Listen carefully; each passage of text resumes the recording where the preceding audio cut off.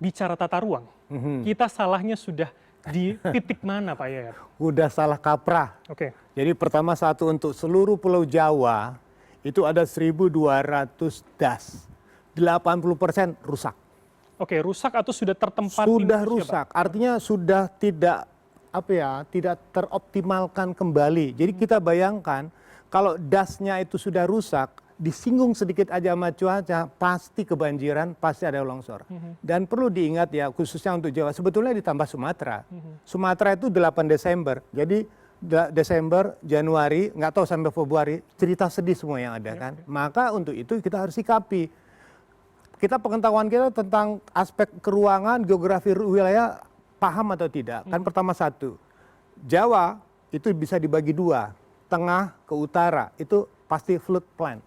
Artinya wilayah yang paling akan terkena bencana adalah wilayah das, yang terpengaruh oleh das.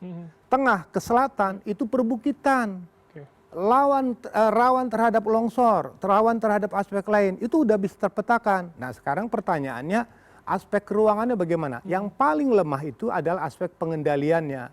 Jadi yang menjadi persoalan adalah ketika rencana tata ruang sudah dibuat, aspek pengendalian menjadi bermasalah. Satu penyebabnya misalnya, sekarang di tengah keterbatasan anggaran, cek anggaran tata ruang yang ada di daerah, berapa besarnya, berapa kapasitas kelembagaannya.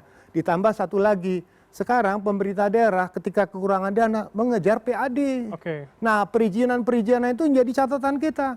Apakah betul ada izinnya atau tidak ada izinnya? Jadi masalahnya itu juga kontradiktif dengan lingkungan kita sebetulnya. Iya, lingkungan kita. Jadi pertanyaan itu kan orang mempelesetkan tata ruang, tata uang.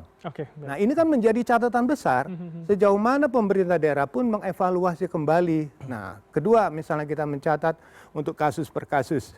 Misalnya contoh di Cisarua, masyarakat tuh nggak tahu mana yang mananya zona tanaman mereka, mana hutan lindung mereka. Apalagi yang menjadi catatan kita, ada sentuhan tata ruang yang kadang-kadang tidak bisa mengintervensi hak property right. Oke, baik. Nah, itu menarik ya.